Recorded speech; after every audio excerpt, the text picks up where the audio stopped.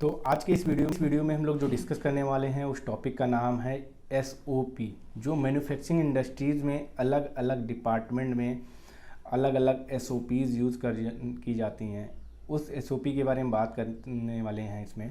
तो पहली बात तो ये बात कर लेते हैं एसओपी होता क्या है। तो एसओपी का फुल फॉर्म जो है स्टैंडर्ड ऑपरेटिंग प्रोसीजर होता है।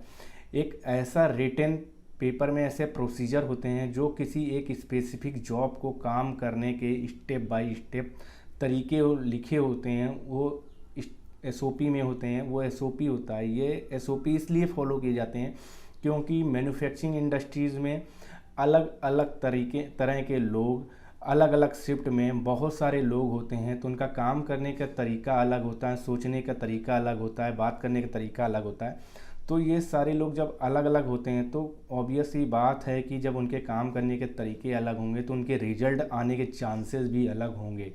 तो उनके जो, अगर वो कोई प्रोडक्शन डिपार्टमेंट में काम कर रहा है, अगर एक शिफ्ट में 10 लोग काम कर रहे हैं, वो अपने तरीके से काम करेंगे तो उनके रिजल्ट अलग आएंगे। अगली शिफ्ट में मान 8 घंटे की शिफ्ट में जो दूसरे लोग काम कर रहे हैं 10 लोग, वो जब अपने तरीके से काम करेंगे तो वो प्रोडक्ट के result, quality parameter, productivity parameter अलग आएंगे। और तीसरे जो 8 घंटे की शिफ्ट में जॉब कर रहे होंगे, अगर वो 10 लोग काम करते हैं तो वो अलग, उसके पैरामीटर, क्वालिटी और प्रोडक्टिविटी के जो रिजल्ट आएंगे वो अलग आएंगे।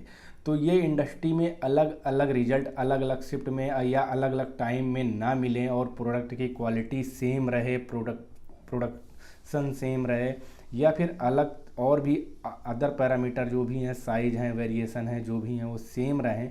तो वो सेम रहने के लिए वो एक स्टैंडर्ड ऑपरेटिंग प्रोसीजर, एक रिटन स्टेप बाय स्टेप, किसी भी प्रोडक्ट को, अगर कोई भी प्रोडक्ट एक बनाना है तो उसमें क्या क्या स्टेप फॉलो करने हैं, वो सारे लोग को, जितने भी तीनों शिफ्ट में अगर लोग आ रहे हैं 10-10-30 लोग, तो सबको वही स्टेप फॉलो करने हैं। अपना कुछ भी अपना दिमाग अपनी तरफ से ऐड ऑन नहीं करना है। वो अगर प्रोसेस में, मशीन में अगर काम करते हुए थोड़ा बहुत वेरिएशन हो रहा है तो उसको चेंजेस करने के लिए थोड़ी अपनी चाहिए दिमाग लगाना है। बाकी जगहों पे वही स्टेप फॉलो करने हैं कि आपको कितना raw material, A raw material, B raw material, C raw material में किसको कितना ऐड करना है, वो स्टैंडर्ड ऑपरेटिंग प्रोसीजर में लिखा हुआ रहेगा कि इस मटेरियल को इतना ऐड करना है, इसको इतना ऐड करना है, उसको इतना ऐड करना है, कितना टेम्परेचर सेट करना है इस मटेरियल के लिए। कुछ ए प्रोडक्ट बनाना है तो उसके लिए कितना टेम्परेचर सेट करना है, हाइयर कितना करना है, लोअर कितना करना है, उसके बीच में कितना वेरिएशन चलेगा, प्रेशर कितना सेट करना है, फ्लो कितना सेट करना है, टेंशन कितना सेट करना है। तो ये सारी चीज़ें भी उसमें दी रहेंगी स्टेप बाय स्टेप में। मशीन की स्पीड कितनी होनी चाहिए ये उस पर रहेगा। वाटर या स्टीम या जो भी चीज़ें यूज़ होनी है वो कितना रहेगा। उसमें अगर कोई केमिकल यूज़ करने वाले हैं तो उसका क्वांटिटी और कितना रहेगा, और किस कंपनी के थ्रू वो बना हुआ है उसको यूज़ करना है। अगर उनके पास 4-5 कंपनी के वो जो केमिकल्स हैं तो उनमें से किस वाली कंपनी का यूज़ करना है। उसके बाद मशीन में कैसे कैसे परफॉर्म करना है, किस किस स्टेप में कहाँ पे क्या यूज़ करने हैं पैरामीटर का, किस स्टेप पे प्रेशर कितना हाई रहना है, किस जगह पे लो रहना है, किस जगह पे टेम्परेचर हाई रहना है, किस जगह पे लो रहना है। तो ये सारे प्रोसीजर जो रिटन प्रोसीजर होते हैं यही एसओपी के अंडर आते हैं, और इन्हीं को सारे जो जितने भी लोग वहाँ जॉब कर रहे होते हैं, काम कर रहे होते हैं, परफॉर्म कर रहे होते हैं, कोई एक प्रोडक्ट बना रहे होते हैं तो उनको ये फॉलो करने होते हैं।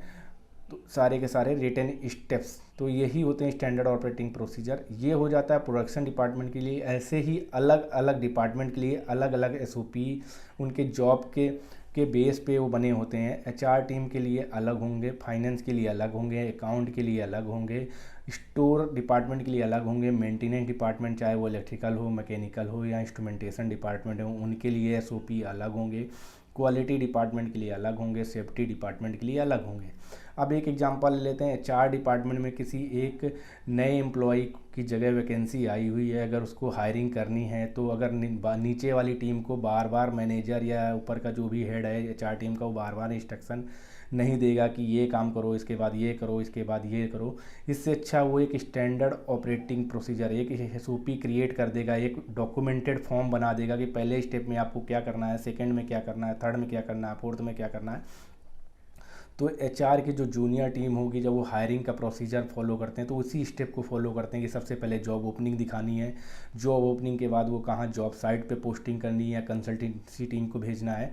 उसके बाद वहाँ से जो सीवी रिसीव होते हैं उनको बहुत सारे उनमें से शॉर्ट लिस्ट करते हैं, जो भी उनके जॉब के हिसाब से जॉब डिस्क्रिप्शन से मैच करते हैं। फिर उसके बाद अगले स्टेप में हो सकता है कि वो उस मैनेजर के पास भेजते हैं जिस डिपार्टमेंट के लिए जॉब ओपनिंग आई है। अगर वो लोग उसको एग्री करते हैं या एक्सेप्ट करते हैं तो उस बंदे को इंटरव्यू के लिए अगले स्टेप पे कॉल किया जाता है, उसका इंटरव्यू ऑर्गेनाइज किया जाता है। इंटरव्यू होने के बाद अगर वो सिलेक्ट होता है तो उसके जो भी डॉक्यूमेंट लिए जाते हैं, वेरिफिकेशन के लिए डॉक्यूमेंट ले लिए जाते हैं, वेरीफाई कराने के लिए वो डॉक्यूमेंट वेरीफाई करवाते हैं, चेक कराते हैं कि कहीं उसमें फ़र्जी डॉक्यूमेंट्स तो नहीं है। अगर वो सारे हो जाते हैं तो उसके बाद उनके मेडिकल जो भी कराना है तो मेडिकल करा लेते हैं उस बंदे का, ताकि उसमें कहीं अनफिट तो नहीं है, किसी भी जगहों पे जो काम करने के लायक नहीं है, वो फैक्ट्री के लिए फिट नहीं है। तो वो कराने के बाद जब ये सारी चीज़ें प्रोसीजर होते हैं तो उसके बाद ज्वाइनिंग कराते हैं। और ज्वाइनिंग में क्या क्या उनको अगले स्टेप में क्या इंडक्शन कराना है, ट्रेनिंग कराना है और कितने दिन के कराना है, उसके बाद डिपार्टमेंट को कब हैंड ओवर करना है। तो ये सारी चीज़ें एक एसओपी में सारे स्टेप बाय स्टेप होंगे, लिखे होंगे। तो इन्हीं को स्टेप फॉलो करते हुए जो भी एचआर टीम में 4 5 6 लोग होंगे, वो कोई भी अगर हायरिंग कर रहा है तो उनको यही स्टेप फॉलो करना है, उसी के बेस पे उनको हायरिंग करना है। ये हो जाता है एचआर के लिए एसओपी। ऐसे ही अगर फाइनेंस डिपार्टमेंट है, उनको किसी के लिए फाइनेंस के लिए जो भी स्टेप पे सैलरी रिलीज करनी है मान लीजिए, तो सारी चीज़ें स्टेप बाय स्टेप उनके एसओपी होंगी। तो सब ऑर्डिनेट टीम उसी एसओपी को फॉलो करते हुए कैसे स्टेप 1 में कहाँ सैलरी कितना रिलीज करना है, कहाँ से फाइनेंस को कलेक्ट करना है, कहाँ पे आगे बढ़ाना है, कहाँ पे नेक्स्ट पे करना है, वो सारी चीज़ें वहाँ पे हो सकती हैं। ऐसे ही मेंटेनेंस डिपार्टमेंट, इलेक्ट्रिकल, मैकेनिकल या इंस्ट्रूमेंट डिपार्टमेंट होंगे, तो उनमें किसी भी मशीन पे अगर जॉब परफॉर्म करना है या क्या जॉब करना है तो उनको क्या क्या स्टेप फॉलो करना है उस मशीन में, ताकि कहीं सेफ्टी से रिलेटेड उनको कोई नुकसान उनको खुद को ना हो जाए, मशीन को ना हो जाए, या वहाँ पर काम करने वाले लोगों को कोई दिक्कत ना हो। तो क्या क्या स्टेप फॉलो करने हैं उस मशीन पे काम करने से पहले, तो वो सारे एक रिटन जो फॉर्म होंगे, स्टैंडर्ड ऑपरेटिंग प्रोसीजर जो किसी सीनियर टीम ने मिल के बनाए होंगे काफ़ी एक्सपीरियंस के बाद, कि पहले स्टेप पे क्या करना है, जाके सेकंड स्टेप में क्या करना होगा इस मशीन में काम करने के बाद, थर्ड पे क्या करना है, फोर्थ पे, फिफ्थ पे, सिक्स पे, 10 12 15 जितने भी स्टेप होंगे उसके बाद क्या करना है, और वापस वो मशीन लगाने के टाइम पे क्या क्या स्टेप फॉलो करने हैं। तो ये हो सकते हैं कि किसी मशीन में कि जाके पहले लॉक कर आपको वो ब्रेकर जिस भी मशीन में काम करना है उसका पावर आइसोलेट करना है, उसके बाद उस पर LTT करना है, लॉक डालना है ताकि कोई ऑपरेट ना कर दे मशीन काम करते हुए। उसके बाद उस मशीन में ये स्पैनर अरेंज करने हैं, उसके बाद इनमें काम ये मशीन पे स्पैनर से कहाँ ये वाले स्पैनर से ये वाले जगहों में नट बोल्ट ओपन करने हैं, यहाँ पे ये वायर आइसोलेट करने हैं। उसके बाद अगले पे ये निकाल के यहाँ पे रखना है, इसकी क्लीनिंग इस केमिकल से होना है, इस स्प्रे से होना है, इसको इस टेम्परेचर पे रखना है। तो ये सारे स्टेप्स हो सकते हैं उसमें सारे की फॉलो करने हैं। उसके बाद लगाते टाइम भी ऐसे ही स्टेप फॉलो करने होंगे। तो ये सारे आ जाते हैं स्टैंडर्ड ऑपरेटिंग प्रोसीजर में। और ये स्टैंडर्ड ऑपरेटिंग प्रोसीजर ऐसा नहीं होता है कि एक बार बना दिया गया तो हमेशा के लिए वही रहते हैं। इसमें बार बार यही जो एसओपी होती है रिवाइज भी होती रहती है, जैसे जैसे काम करते रहते हैं उनमें कुछ नया सीखते हैं, कुछ नया तरीका पता चलता है काम करने का, तो उसमें वो प्लस माइनस किया जाता है, उस एसओपी में वो स्टेप ऐड ऑन किया जाता है। फिर पुराना जो जिसकी वजह से टाइम ज़्यादा लग रहा है या ज़्यादा रिसोर्सेज लग रहे हैं तो उस स्टेप को निकाल दिया जाता है, नए वाले स्टेप को वहाँ ऐड किया जाता है।